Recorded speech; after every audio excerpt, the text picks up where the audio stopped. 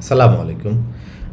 এ পর্বে আমরা দেখব লাইট সেল স্ন্যাপশট কিভাবে EC2 তে রিস্টোর করব। অ্যাকচুয়ালি আমার লাইট সেল ইনস্ট্যান্সকে কিভাবে EC2 তে রিস্টোর করব। আমার হয়তো এমন সময় আসলো যে আমি চাচ্ছি আমার অ্যাপ্লিকেশনটা লাইট সেল থেকে মুভ করে একদম EC2 তে নিয়ে যাব। আমি আমার মতো সব কন্ট্রোল করব। একটা সময় মাথায় আসতেই পারে। সো অনেকের মাথায় এটা থাকে লাইফ সেল করার সময় যে আমার যদি কখনো দরকার হয় আমি কি মুভ করবো, এটা কতটা পেইনফুল, কত কষ্টকর। সো একদমই সহজ। জাস্ট যেভাবে স্ন্যাপশটগুলা নিলাম, রিস্টোর করলাম, সেটাই জাস্ট আরও কয়েকটা স্টেপ বাড়তি লাগবে অ্যাজ ইউজুয়াল। সো আমাকে প্রথমে স্ন্যাপশট নিতে হবে। আমরা অলরেডি স্ন্যাপশট নিছি এর আগের পর্বগুলোতে। সো আপনি যদি মিস করে থাকেন দেখে নিতে পারবেন এর আগের পর্বগুলোতে। সো আমরা এখন স্ন্যাপশট ট্যাবে যাব। সো আমাদের দুইটা স্ন্যাপশট আছে। আমি US ইস্ট ওয়ানটা মুভ করব। আপনি চাইলে আপনার যে কোনোটা মুভ করতে পারেন, এটা নিয়ে কোনো ধারা বাধা নেই। সো সেক্ষেত্রে US ইস্ট ওয়ানে রিস্টোর হবে। এপি সাউথ ইস্ট ওয়ানটা মুভ করলে মিনস কপি করলে আমার এপি সাউথ ইস্ট ওয়ানেই রিস্টোর হবে। সো আমাকে যেটা করতে হবে, এক্সপোর্ট টু অ্যামাজন EC2তে ক্লিক করতে হবে। এটা ক্লিক করার পরে ওয়ার্নিং আসবে যে EBS স্টোরে যে স্ন্যাপশটটা আসবে সেটার জন্য আমাকে বিল আসবে। So I am okay with that. আপনি পড়ে নিতে পারেন, অনেক বড় ডিটেলস। আমি কন্টিনিউ করলাম। এরপর আমাকে বললো যে আমার যে ডিফল্ট কিটা দিয়ে আমি যে কিটা দিয়ে আমি লাইট সেলে কানেক্ট করছি এটার কাজ করবে না।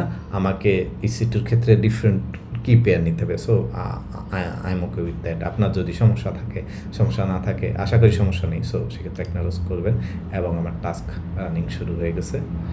সো আমার টাস্ক খুব বেশি সময় লাগবে না আশা করি। এই যে আমার এটা কপি হচ্ছে EC2তে। আসুন আমরা EC2 কনসোলে যাই। আমরা AWS কনসোলে যাই। কনসোলে গিয়ে আমার টাস্ক রান হচ্ছে। সো আমি EC2তে যাই। EC2 এখান থেকেও যেতে পারেন। সো EC2তে যাই।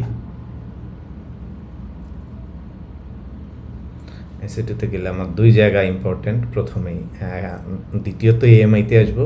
তার আগে দেখে নিই EMI আছে কি না। EMI অ্যাকচুয়ালি আমাদের যে ওয়ার্ডপ্রেস ইনস্ট্যান্স সেটার জন্য একটা অ্যাকচুয়ালি ওয়ার্ডপ্রেস ইনস্ট্যান্স থেকে মুভ করতেছে। সো EMI ক্রিয়েট করতেছে। আর যে ইনস্ট্যান্সটা আমাদের মুভ হচ্ছে, ইউ ক্যান সি দ্য নেমটা দেখতেছেন। সো সেম নেমে সে এক্সপোর্ট করতেছে আমার এখানে এবং সেটা পেন্ডিং আছে। এবং এই স্ন্যাপশটের জন্য EMI-র জন্য আমাকে স্ন্যাপশট ক্রিয়েট করতে হয় আগে। সো আমার স্ন্যাপশটও ক্রিয়েশন ইন প্রগ্রেস আছে, স্ন্যাপশট ক্রিয়েট চলতেছে। সো তার মানে এইখান থেকে এই লাইট সেল থেকে EC2-তে কপি হচ্ছে, এখনও শেষ হয় নাই, এখনও প্রগ্রেস আনঅ্যাভেলেবল। সো আমরা এখনও দেখতে পাচ্ছি না কতটুকু কী হচ্ছে। সো আমরা জাস্ট রিফ্রেশ করে দেখতে পারি কতক্ষণ লাগে। ওই ডোন্ট নো। অল্প সময় লাগতে পারে, বেশি সময় লাগতে পারে। দেখি কতক্ষণ লাগে। যেহেতু 20 GB, আশা করি খুব বেশি সময় লাগবে না। আপনার যদি ডিস্কের সাইজ আরও বেশি হয়, স্বাভাবিকভাবেই একটা ডাটা সেন্টার থেকে আরেকটা ডাটা সেন্টারে কপি করতে বিহাইন্ড দ্য সিন এগুলো সব encrypted. You can see encryption encrypted, behind the scene এগুলো এনক্রিপ্টেড থাকে। যেহেতু AWS সিকিউরিটি ব্যাপারে খুবই কনসার্ন, সো এনক্রিপ্টেড থাকে। এনক্রিপ্টেড জিনিস কপি করতে আরও অনেক জিনিস, মুভিং পার্ট ইন্টিগ্রেটেড আছে। সো অনেক কিছুই রিলেটেড আছে। যখন এনক্রিপ্টেড জিনিসপত্র মুভ করে তখন অনেক KMS-এর ক্ষেত্রে অনেক জিনিসপত্র থাকে যেটা বিহাইন্ড দ্য সিন AWS নিজেই হ্যান্ডেল করে। সো আমরা এগুলো ডিলিট করে দিলাম। ট্যাবটাও ডিলিট করে দেওয়া যায়। আমরা ক্লিন রাখলাম। এখনও স্ন্যাপশট ক্রিয়েট হওয়া শেষ হয় নাই।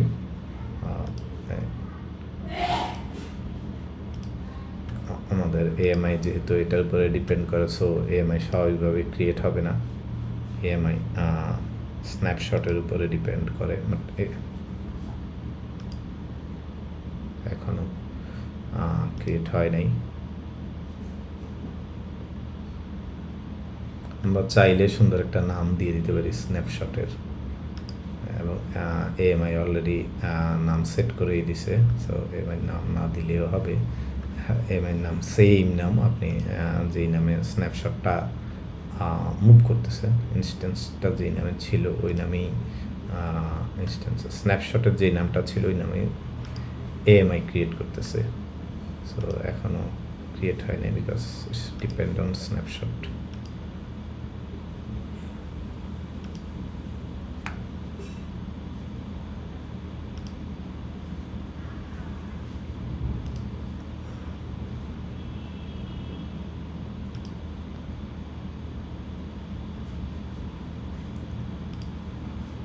আমরা অ্যাকচুয়ালি তো পরের যে স্টেপগুলো হয় সেটা হলো এই এএমআই থেকে আমাদের জাস্ট একটা EC2 লঞ্চ করতে হয়, that's it, as simple as that.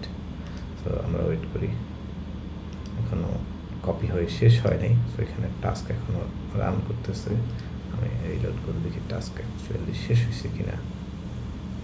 Task run করা মিনস ইয়াস, টাস্ক এখনও রান হচ্ছে, দ্যাট মিনস এখনও কপি হচ্ছে, এখনও কপি হওয়া শেষ হয় নাই। সো এখান থেকে আগে স্ন্যাপশট কপি হবে, দেন সেটা থেকে এএমআই ক্রিয়েট হবে। সো ইয়েস, স্ন্যাপশট কপি হওয়া শেষ, আপনি কতক্ষণ পরে দেখলে দেখবেন যে এটা এখানে চলে আসছে। তোমার এএমআই কতটুকু প্রোগ্রেস দেখে নিই। এএমআই স্টিল পেন্ডিং, তো স্ন্যাপশট কপি হয়েছে, এএমআই ক্রিয়েট হওয়া শুরু হবে। স্ন্যাপশট কপি হয়ে গেছে, fully progress. So AMI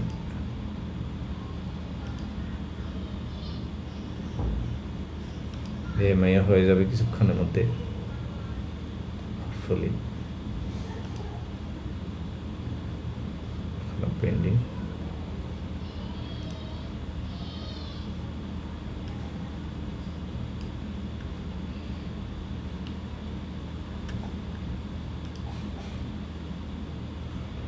still pending, সেজন্যই এখানে এখনো কক ঘুরতেছে। So this is the task.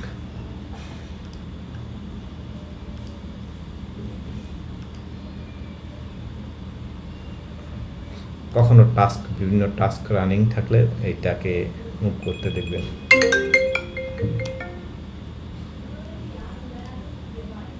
Still ওকে, আমার এএমআই রেডি। সো আমি এখন এএমআই থেকে আমি একটা EC2 ইনস্ট্যান্স লঞ্চ করব, এটাই আমার সিম্পল কাজ। সো আমাকে প্রথমে এএমআইটা সিলেক্ট করে নিতে হবে। সো এখানে ক্লিক করলে সিলেক্ট হলো, দেন এই যে বড় একটা অরেঞ্জ বাটন আছে লঞ্চ ইনস্ট্যান্স ফ্রম এএমআই, এটা ক্লিক করব। ক্লিক করার পরে আমার এরকম আসছে যে ডব্লিউপি অ্যাপের আমি EC2 ব্যাকআপ নিলাম, আমি একটা নাম দিব EC2 ব্যাকআপ।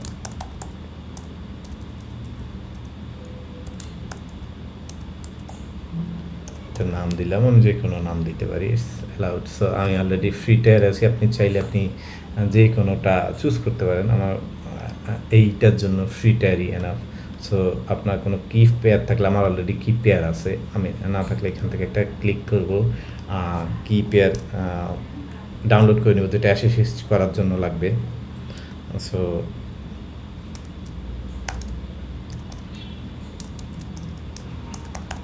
ডব্লিউপি অ্যাপ কি দিয়ে নিলাম, কি ডাউনলোড হয়ে গেল এবং সিলেক্ট হয়ে গেল। এইখান থেকে আমি অ্যাসেস করে দিলাম সেটা যেখান থেকে। সো আমি HTTPS লাগতে পারে, আমি এখান থেকে ঠিক দিয়ে নিতে পারি। আমার HTTP লাগতে পারে, স্টোরেজ 20 GB আছে, 20 GB আমার enough. So this is everything is fine. এখানে একটা সামারি দেখাচ্ছে, যেটা আমি দেখাচ্ছে লাইটসেল ইনস্ট্যান্স থেকে যে স্ন্যাপশট নিচ্ছি সেটা থেকে, এবং T2 সিকিউরিটি গ্রুপ সেই ক্রিয়েট করবে, এইগুলোর উপরে ডিপেন্ড করে। ভলিউম ঠিক আছে। সো আমি একটা ইনস্ট্যান্স লঞ্চ করব, দ্যাটস ইট। আমার সব ক্রিয়েট হচ্ছে এবং আমি ইনস্ট্যান্সে যাই। সো আমার ইনস্ট্যান্স ক্রিয়েট হচ্ছে, পেন্ডিং স্টেটে আছে। EC2 সেম কাজই করে, একটা লাইটসেল একটা বিহাইন্ড দ্য সিন একটা EC2 ইনস্ট্যান্স লঞ্চ করে। সো এইটা অলমোস্ট লাইটসেলের মতো সেম সময় লাগবে ইনস্ট্যান্সটা লঞ্চ করতে। সো আমি দেখে ইয়েস রানিং হয়ে গেছে। সো রানিং হয়ে যাওয়ার পরেও আমার কিছু সময় লাগে অ্যাজ ইউজুয়াল, জানিনি। আমি পাবলিক আইপিটা কপি করব, কপি করে সেম ট্রাই করা শুরু করব।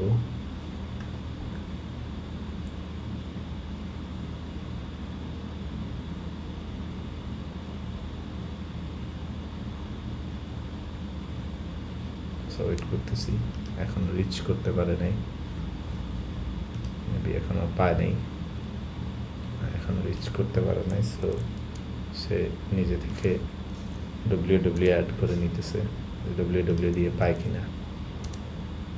এখন ইনস্ট্যান্স রিচ করতে পারে নাই।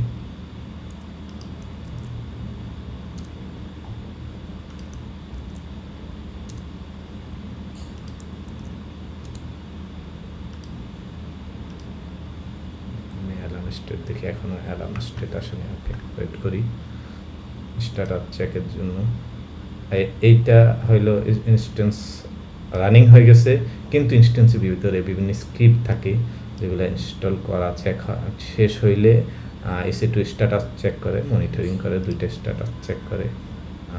স্ট্যাটাস চেক দুইটা, একটা হইলো সিস্টেম চেক, একটা হইলো ইনস্ট্যান্স চেক। সিস্টেম চেক হইলো তাদের নেটওয়ার্ক, আর ইনস্ট্যান্স স্ট্যাটাস চেক হইলেও তাদের ওইখানে রান করা ইনস্ট্যান্স। সো 2/2 আমার এখানে আসবে, যে 2/2 ওকে আসবে। সো এখনও হয় নাই, আমি এখান দিয়ে টেস্ট করে দেখি। আমার এখন ইনস্ট্যান্স আপ হয় নাই, হেলথ স্ট্যাটাসও এখনও আসে নাই, পেন্ডিং। স্ট্যাটাস চেক এবং অ্যালার্ম থেকে অ্যালার্ম আসবে।